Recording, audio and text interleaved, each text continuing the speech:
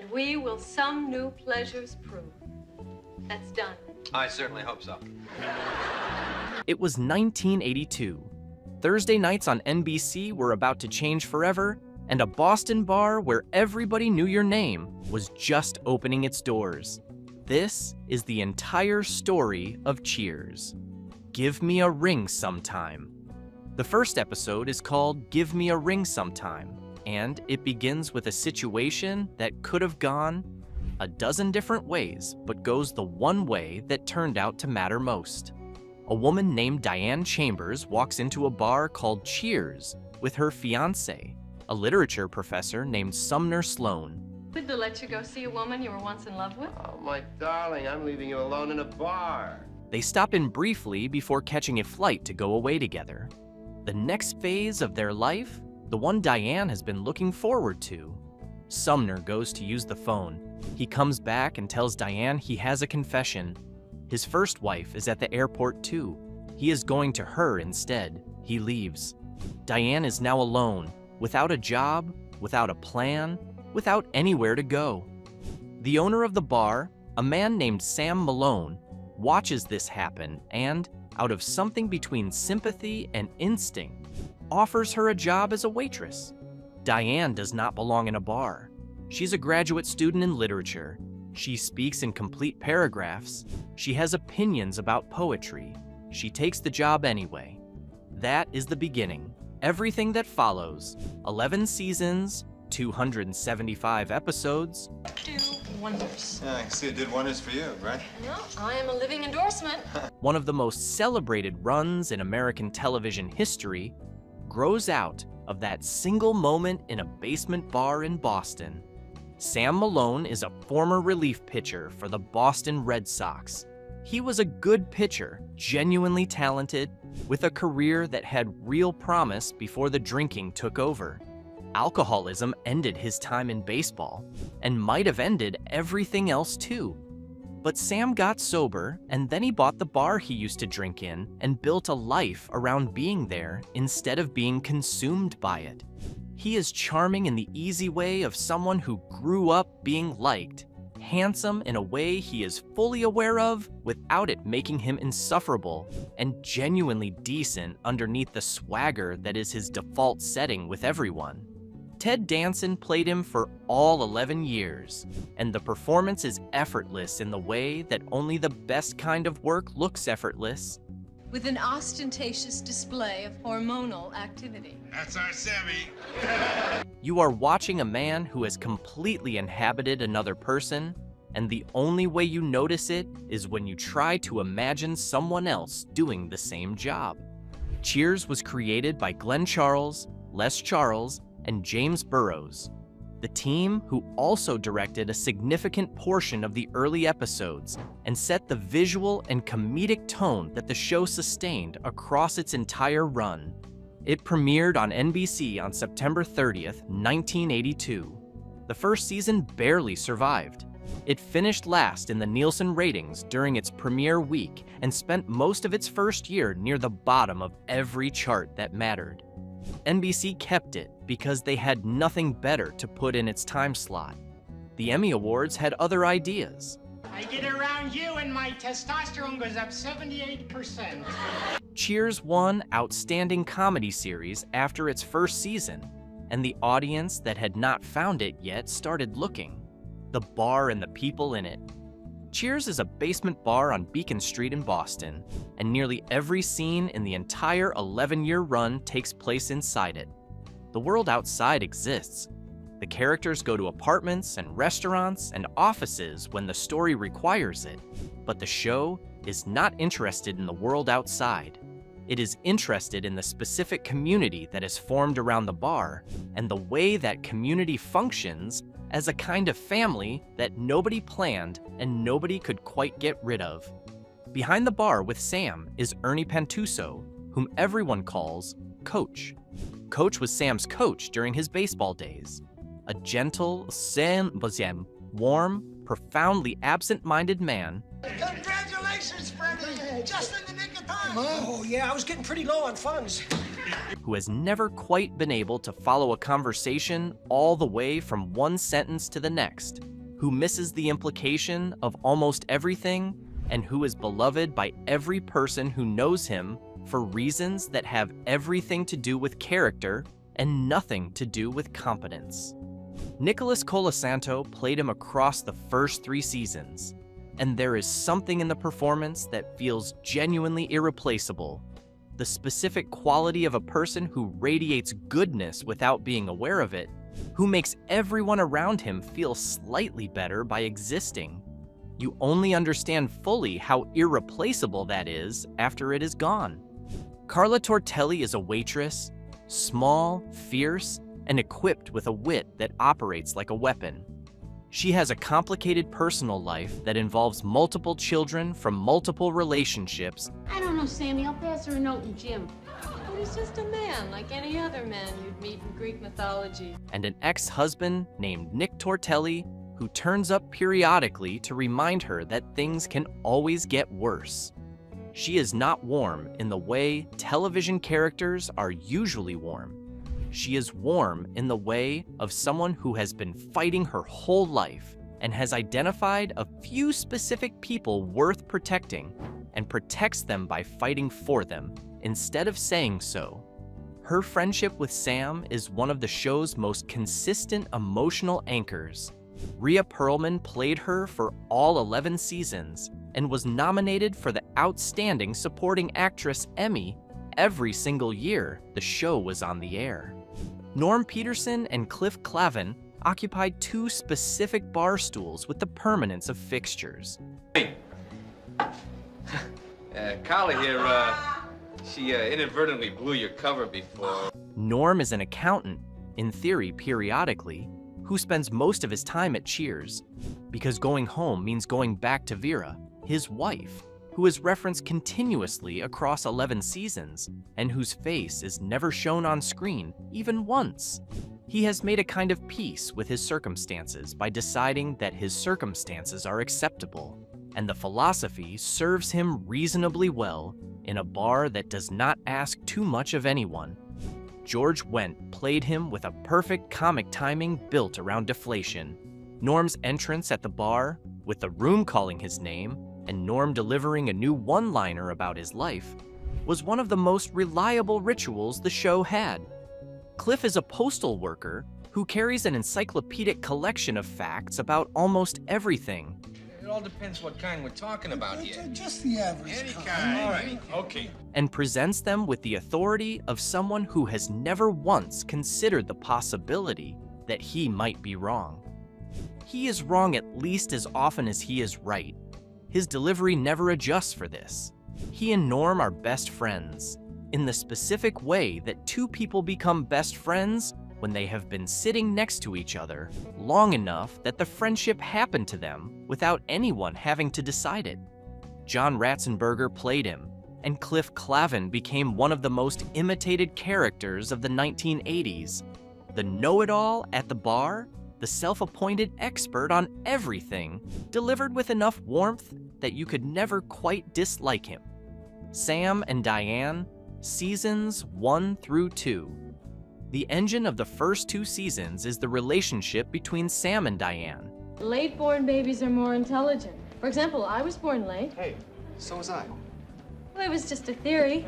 Which is to say the specific chemistry that exists between 2 people who want each other and will not admit it, and handle the wanting by arguing about everything else instead. Diane thinks Sam is charming but shallow, intellectually lightweight, and fundamentally unsuited to her. Sam thinks Diane is smart but impossible, condescending, and constitutionally incapable of relaxing for 30 consecutive seconds. Both of them are largely right about the other. Neither of them can stop thinking about the other. The show builds an enormous amount of its energy on the gap between what they say and what they mean. The banter that is actually affection, the criticism that is actually attention, the aggravation that is actually its own form of intimacy. They fall into a relationship at the end of the first season.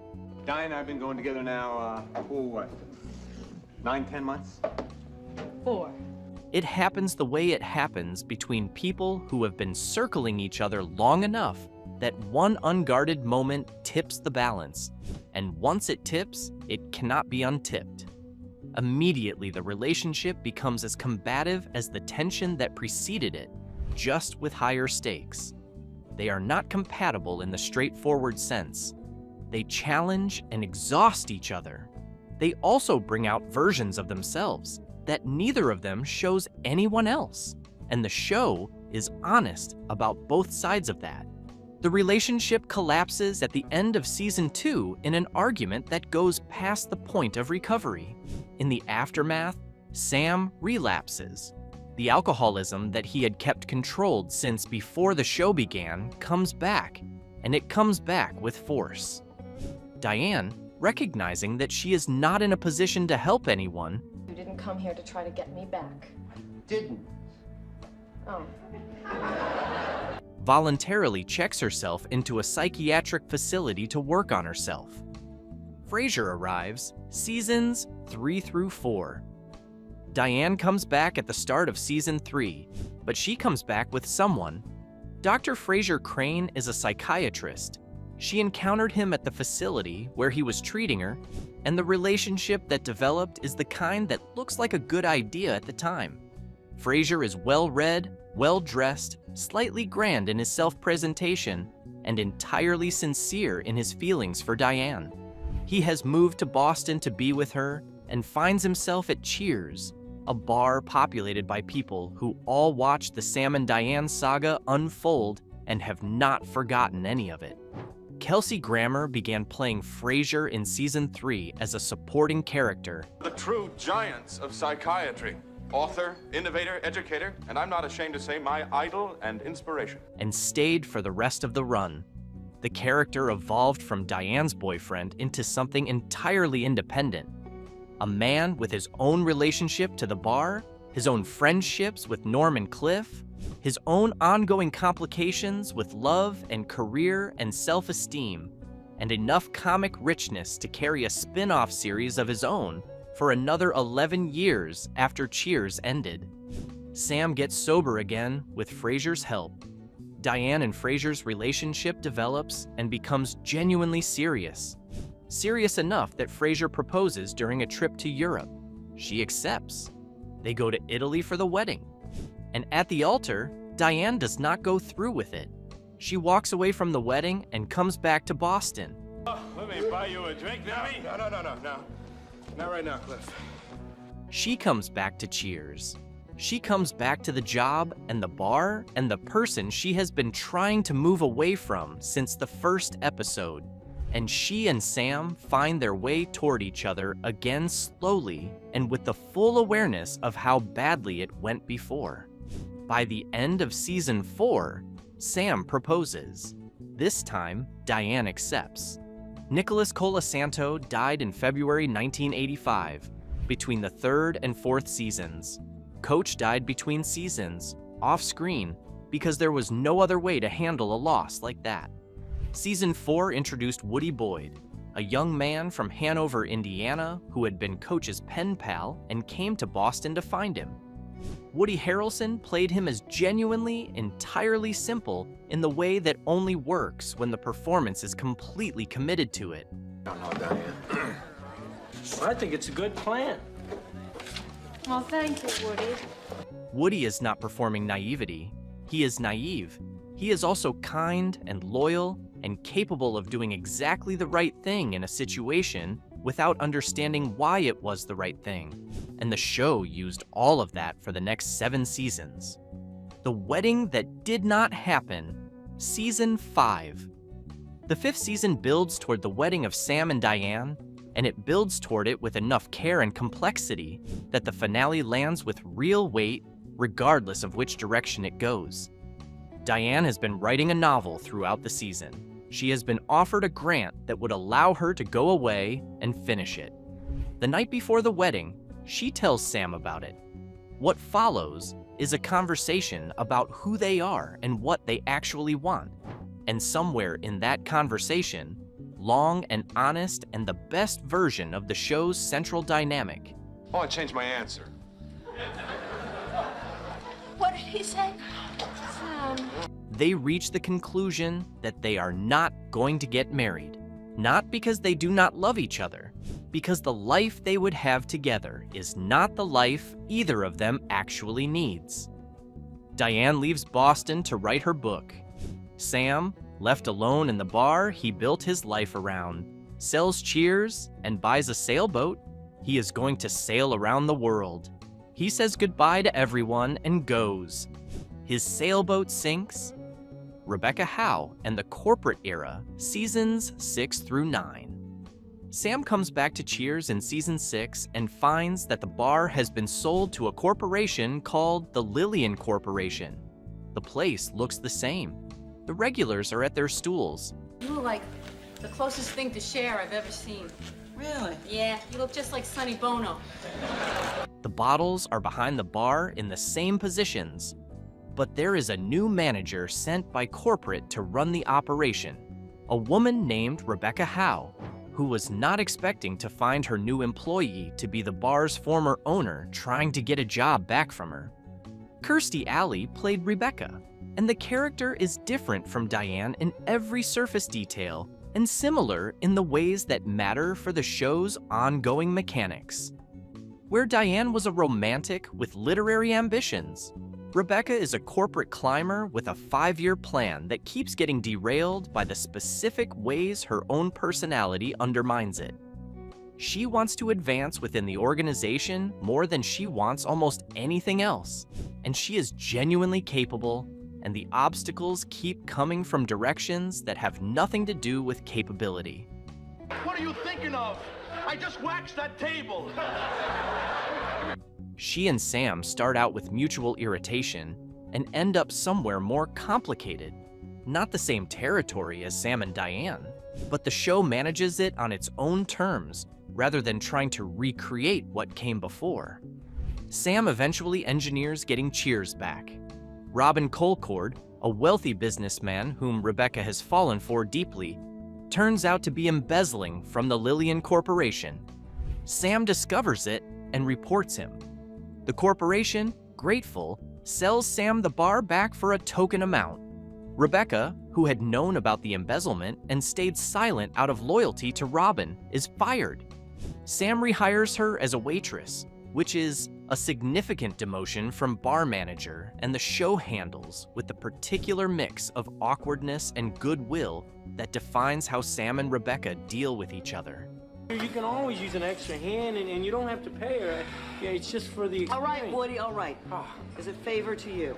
Frasier, following Diane's departure, came to Cheers regularly, sitting at the bar with Norm and Cliff, building friendships with people whose backgrounds and interests are entirely unlike his, developing the kind of affection for the place that makes no logical sense and turns out to be completely permanent. He meets Lilith Sternin, a fellow psychologist whose emotional composure functions less as a personality trait and more as a governing philosophy. Bebe Neuwirth played her starting in season 4 as a one-time character, returned in season 5, and was part of the regular cast by season 10. The dynamic she and Grammer developed is one of the funniest the show ever found. Two people who communicate in full sentences at all times and feel things intensely. Hanging out with Kelly. Oh, well, that's my fault. I'm afraid of commitment. While making every possible effort to prevent those feelings from being legible. They marry. They have a son, Frederick. Their marriage is a sustained comic achievement. Woody, meanwhile, falls in love with Kelly Gaines, the daughter of a millionaire, a woman whose social world has nothing in common with a bartender from Indiana. The relationship works because Woody is exactly who he appears to be, entirely without guile, thoroughly loyal, and genuinely kind in a way that turns out to be sufficient regardless of what else is missing. Kelly's parents eventually accept it. Woody and Kelly get married in season 10. Seasons 10 and 11, The Long Goodbye. In the final seasons, the show draws together the threads it has been running for a decade. It's scary. Come on, you can't pressure yourself like that. and moves each character toward whatever resolution the story has been building toward for them. Quietly, without forcing it, the way endings work when a show has been honest about its characters for long enough. Frasier and Lilith's marriage finally comes apart. Lilith announces she has been having an affair with a man named Louis Pascal and intends to spend a year living with him in a sealed ecological habitat, a self-sustaining pod isolated from the outside world. The show plays this as comedy, which is what the show does, and Grammer and Newverth navigate the material with the particular skill of actors who have been doing this together long enough to know exactly how far to push it and when to let it breathe.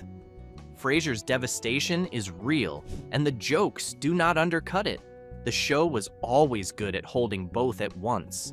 Mihad, who are we talking about here? Your nephew, Frankie. Woody and Kelly get married at the end of season 10, in a wedding that is as uncomplicated as Woody himself.